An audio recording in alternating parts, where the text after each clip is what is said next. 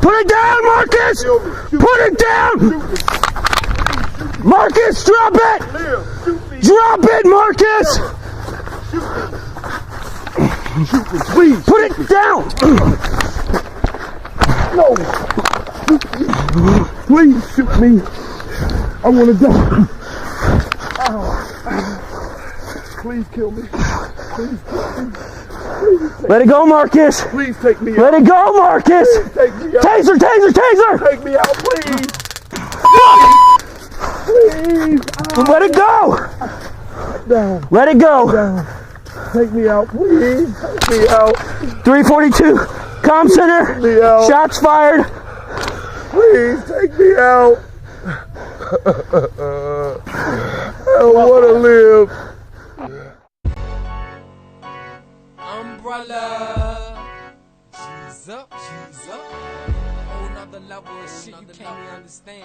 What is good, my people? We are live back again with another episode of The Forecast. So out in Ohio, a brother by the name of Luke Stewart was shot and killed by police. He was shot by Officer Matthew Rhodes. Now, you can probably guess the defense Officer Matthew Rhodes chose to use in this situation. The same old excuse that they always use. That this officer was left with no other choice than to murder this man because he feared for his life or feared for the life of his fellow officers or feared for the life of anybody in the state of Ohio. Now, let's go back and actually see what happened to this young 23-year-old brother, Luke Stewart, that left this cop no other choice but to murder this man.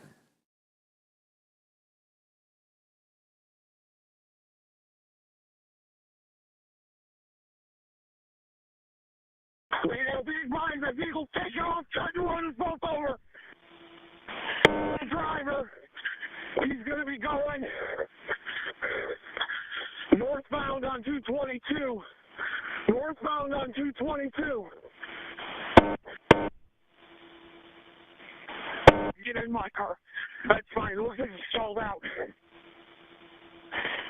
1033 in effect. This is an assault on a police officer. I need cars to clear roll call, please. We're rolling radios. Put everyone in service.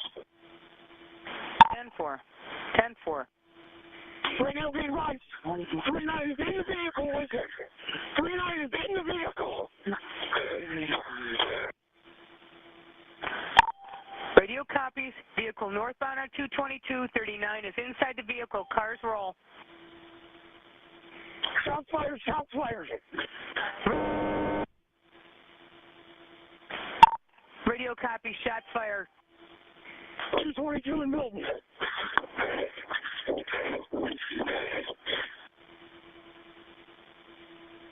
55 out. New body camera video obtained by News 5 is giving us a better look at the events that unfolded after Euclid police shot an unarmed man last week. This all happened when police responded to a report of a suspicious car on South Lakeshore near East 215th. Then 23-year-old Luke Stewart was involved in some sort of altercation with police. Mona Kosar Abdi joining us now. Mona, here, there's a big gap here in the chain of events, we're told. That's right, Rob. The Ohio Bureau of Criminal Investigation is currently looking into this case, but we've learned because of Euclid's body camera policy, they may never know what exactly happened the morning of March 13th. The camera clicks on and a Euclid police officer is hovering over 23-year-old Luke Stewart, giving him CPR. It's the first glimpse we see of the fatal March 13th incident where an officer shot Stewart dead. Assign somebody a crime scene packet. It all happened shortly after two officers responded to a report of a suspicious car parked on South Lakeshore near East 215th Street. Another camera, this time from the dashboard of a Euclid patrol car, shows more officers arriving to the scene. But these are the only images available that give us an idea of what happened that morning. Because despite both Euclid officers involved in the shooting wearing body cameras that day, Lieutenant Mitch Hauser tells News 5, they both did not manually activate it or the dash cam. You all right, brother? The Bureau of Criminal Investigations have not identified the officers involved, but in the video you can hear a supervising officer ask this officer about the incident. Did you fire? Fired. Oh, I've seen it recently. I thought you shot. Okay. You can see an ambulance leave for the hospital where Stewart is later pronounced dead. In the video, the supervising officer says he believes Stewart was shot twice. To the neck and the chest, possibly. And according to the Euclid Police Department, body cameras are optional for officers. They actually pay for it out of pocket.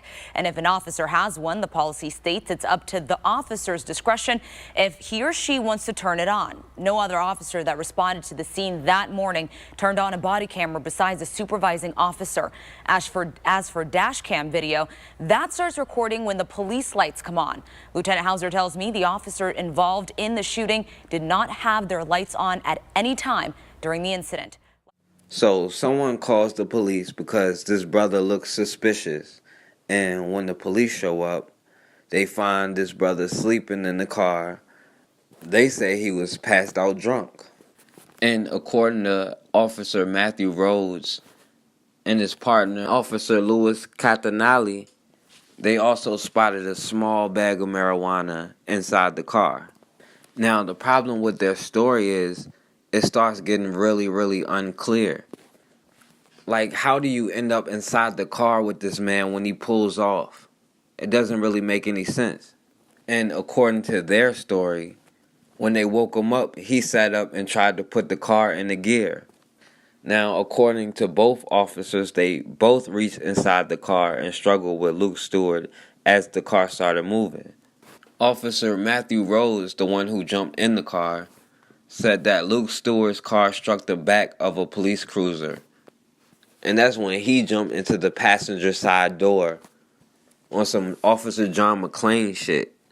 He said, I couldn't get out of the vehicle because it was moving, and I didn't want to get smashed between my vehicle and the passenger door. Now, they say as they were driving down the street, Officer Rhodes kept putting the car in the neutral, and Luke Stewart kept putting the car in the gear, and they was fighting as they were driving. And Officer Matthew Rhodes said he tased him 6 times while he was driving, but it had little effect on him. And he said, I knew if I would have used pepper spray, it probably would have hit me too, and it would have blinded him. But of course, tasing him while he's driving him is just fine. Now, even though he didn't want to use the pepper spray, he decided to fire his gun 6 times, hitting him at least 5 times. So, meanwhile, doing this scene from The Last Action Hero, neither one of these cops decide to put their body camera on until after the fact. And apparently they have body cameras, but they don't have to use them if they don't want to. Now, despite not having the video evidence to believe this story, because, we're just supposed to take their word, this officer said that he shot Stewart in his chest, and Stewart responded by swinging at him. So then Officer Rhodes avoided the punch and shot Stewart again in the neck. So, of course, that's an amazing story. And maybe this cop was all excited, so he didn't turn on his personal body cam. Okay, maybe that's understandable. But what about the dash camera? Where's the video from that? Apparently the dash cam is supposed to cut on anytime the cops cut his siren on. But they are saying that they don't even have the dash cam because nobody turned their sirens on. You mean to tell me they was in a chase with an officer inside a car and nobody decided to turn their police sirens on? The man was in a police chase for at least a block and a half and they didn't decide to turn the police sirens on? Now, despite zero video evidence to back up this amazing story, the Ohio Bureau of Criminal Investigation said that the physical evidence in the case corroborated the officer's story. Of course, he had to be some kind of bad guy, some kind of criminal, because he had a blunt in the car, and they had to make sure that they included this toxicology report that showed he was real drunk. Mind you, not drinking and driving. He was pulled over asleep, so not drinking and driving, but he was really, really drunk, and he had marijuana and cocaine in his system. And based off that, not based off what the cops did, But based off that, the grand jury decided not to bring criminal charges against Officer Matthew Rhodes. Right now, a grand jury has cleared a Euclid police officer in a deadly shooting. Officer Matthew Rhodes says he shot Luke Stewart when he tried to drive off, but Stewart's family says they don't believe it. He should not be out patrolling in the streets. News 5's Nick Foley is live at Euclid City Hall, where the Stewart family will be talking about that decision later today. They will, Katie. You know, that decision not to press charges against that officer involved coming yesterday from the Cuyahoga County grand jury, Cuyahoga County grand jury there. The Luke Stewart's family, though, meantime, having a difficult time understanding that decision because they believe that Stewart did nothing wrong to provoke this confrontation. His family, again, will be speaking to the media later today. Now, Luke Stewart, of course, was shot and killed by police back in the morning of March 13th by Officer Matthew Rhodes on that morning after police responded to a call of a suspicious vehicle. An investigation revealing that Stewart was found in his car believed to be under the influence. When officers tried to pull him out of the car, he put it in gear and tried to drive off. Police reports say Officer Rhodes jumped in the car and after trying to subdue Stewart with a stun gun, shot him 5 times. Toxicology reports later revealed Stewart had a blood ethanol level of 2.250, more than 3 times the legal limit, and cocaine and oxycodone in his system. But the investigation also revealed no weapon was found as well. Now, dozens claimed excessive force by police in protests earlier this month, and Stewart's family attorney says the fight is not over. His family is committed to pursuing justice for him. They're strong, they are united, and they're not going to stop fighting until they get some justice for Luke. Now they're trying to make it seem like this brother was at the point of alcohol poisoning. Yet this brother, at the point of alcohol poisoning, wakes up, pulls off with a police officer in his car, fights the police officer, gets shot, and still swings at the police officer, forcing the cop to shoot him again. And regardless of what Officer Rhodes did, he returned to duty right away. He is still able to be on duty right now. And keep in mind, this is a police department that just got called out because a cop got caught beating up a brother during a traffic stop.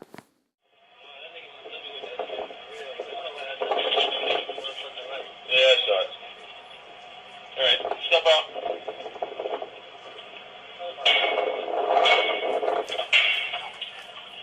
Face away from me. Face away from me.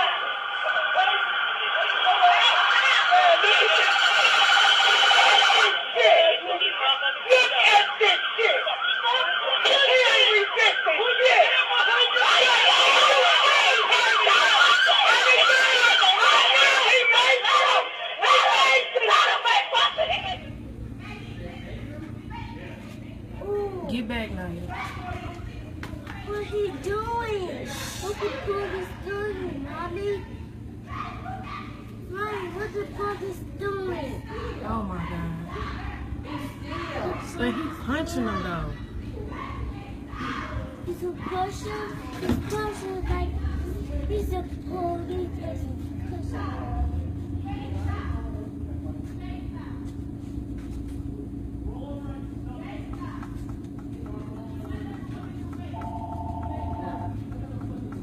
He ain't have to punch him.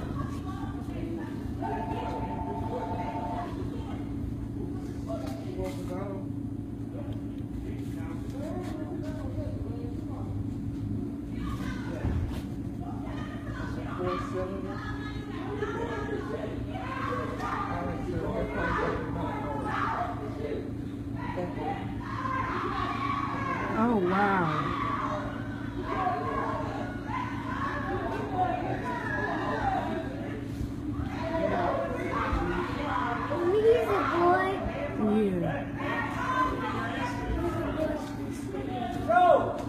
Move her car. I got your wheel.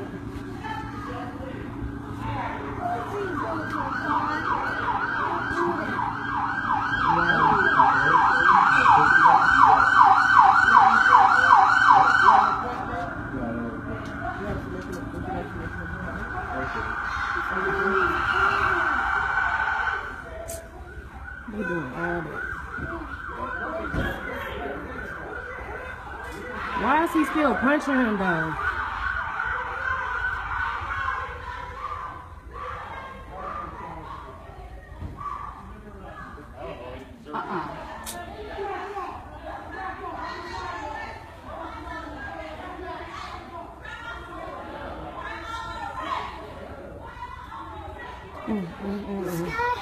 Renee, get back.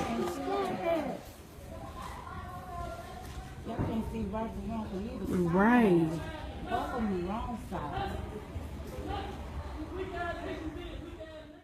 And even when there is evidence against the cops showing them using excessive force, the mayor of the city, Mayor Kirsten Gale, out there caping for him, the police chief, Tim Barfield, out here caping for him.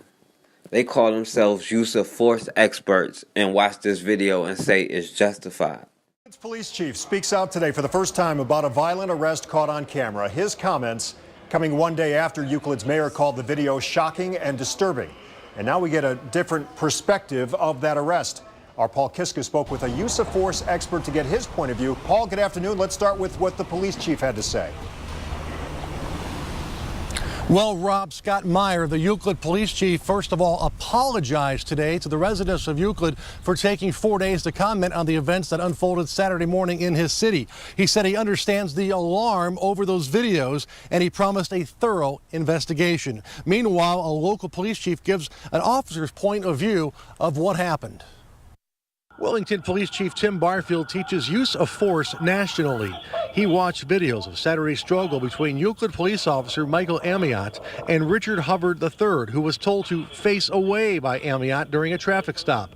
Barfield told me Hubbard moved forward instead and did not comply. A struggle followed. The police report showed officers were concerned Hubbard might have a gun because they said he reached for his waist. Barfield told me officers must take action because they're told not to have what is called deadly hesitation. Barfield also cited this Supreme Court decision, which states that use of force is determined by the officer's perspective. We want to ask whether it's excessive or reasonable. You got to look at it from the officer's perspective. If the guy gets down into this area where there might be a gun or a weapon, the officer could be hurt along with citizens or the other officer. Now, also today, the ACLU called that arrest a disgusting show of force. They telling us that we have to see things from their perspective. But if we try to explain our perspective to them, they not trying to hear that. They don't care. For them, it's all about maintaining a dominant position. And it shouldn't take these type of situations for our people to stop being divided and come together. But here it is, still this day and age, and we're still arguing over stupid shit. And as long as we do stay divided, we ain't gonna have no other choice but to look at things through their perspective. How many times do we gotta see our people cry and see generation after generation go without having our own, but without being in control of our own destiny? At some point, instead of asking somebody to give you justice, you're gonna have to take justice. It's just so unfair. It's just it's unreal. I can't believe it. The family of an unarmed man shot and killed by Euclid police earlier this year filed a federal civil rights lawsuit today. Yeah, they say the officer who pulled the trigger, his partner, and the city of Euclid were all in the wrong. News 5's Homa Bash has more on this development. Homa. Luke Stewart's family and their attorneys are demanding change, saying the city of Euclid and the police department haven't been taking the case seriously since it happened. They want the officers held accountable and for major reforms to take place within the department. I can't believe it. You know, I ask myself every day, I shake myself, is this real? Is it really real? Did this really happen? 210 days. Why? 210 days after Luke Stewart was shot and killed by Euclid police officer Matthew Rhodes, his family is pushing harder than ever for answers and for justice. I love my dad. The family filed a federal civil rights lawsuit Monday against Officer Rhodes, his partner, and the city of Euclid. We allege that this police department has completely and utterly failed to supervise their officers, to discipline their officers, to train their officers appropriately. 23-year-old Luke Stewart was shot and killed on March 13th after police were called about a suspicious vehicle on South Lakeshore Boulevard. Stewart was sleeping in his car. Police say it seemed he was trying to flee after he was confronted. The family's lawsuit claims officers beat, tased, and shot Stewart. An autopsy report shows he was shot 5 times. I actually feel that they tortured my baby. He was tortured. That was just torture. According to the prosecutor's office, Stewart had 3 active warrants for his arrest. They also found oxy and cocaine in his system. In August, a Cuyahoga County grand jury decided not to issue charges against Officer Rhodes. Rhodes told BCI investigators he was afraid Stewart may have killed him in a car crash if he didn't shoot. Stewart's family says otherwise, and their attorneys say they won't stop until there's change. There is a major problem in Euclid, and through this lawsuit, the family of Luke Stewart intends to push for major reform within this department so that nothing like this ever happens again. And we reached out to the Euclid Police Department and the mayor's office for a response regarding this lawsuit. They tell us they have no comment at this time. Officer Rhodes, meanwhile, is back on full duty. Surprised me. And it was very uncomfortable. It was disturbing. New information after this video of a Euclid officer punching a man again and again during a traffic stop. We took it straight to the officer's boss. And we show that violent video to the city's mayor today after it went viral online. Yeah, she had a pretty strong reaction to the use of force on display in that video. The mayor spoke with News 5's Paul Kiska, who joins us now live from the Euclid Police Department. Hey, Paul. Hello. Well, the mayor called that video of Saturday's arrest both shocking and disturbing, but she also told me that police work is not easy. It was hard to watch. Violence of any type is very disturbing to watch. Euclid Mayor Kirsten Gale told me today she is shocked by this video. I did not like the video that I saw. It saddens me every time I see somebody being treated like that. Euclid police say this violent struggle started after a traffic stop. Face away from me. Police say Hubbard was told to face away.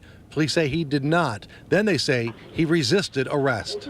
Roll over on your stomach. Hey, stop. Mayor Gale told me she feels this video is hard to watch. It surprised me, and it was very uncomfortable. It was disturbing to watch. Gale has been meeting with community members since the incident to calm tensions. She plans to review police department policies. We will be looking at all of our options. We will be looking at training, and we will be looking at programs, and we are happy to work with community partners and faith leaders, anyone who wants to help us in that mission. While Mayor Gale called the police officers' actions in this video disturbing, she said police work isn't always easy. The police have a very difficult job to do, and it's up to us to make sure our police are doing the best job that they can, treating people fairly and with dignity and respect. Late this afternoon, Euclid police released this report of the traffic stop from Saturday.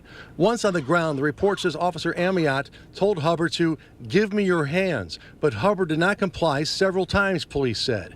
Concerned Hubbard might have a gun, the report says Amiot used closed fist strikes to gain compliance, but police said that did not initially work. Hubbard was eventually handcuffed. No gun was found. Now, also today, Mentor's police chief told me that Amiot resigned from that department in 2014 because he allegedly lied on a police report during a traffic stop in that city. Excuse me? You got my ID, bro? No. Where's your ID? No. You don't know where your ID is? When I give you my ID, then I'm a road star for this, man. Hell, he is. That's why we got sit out here. It's crazy. I'm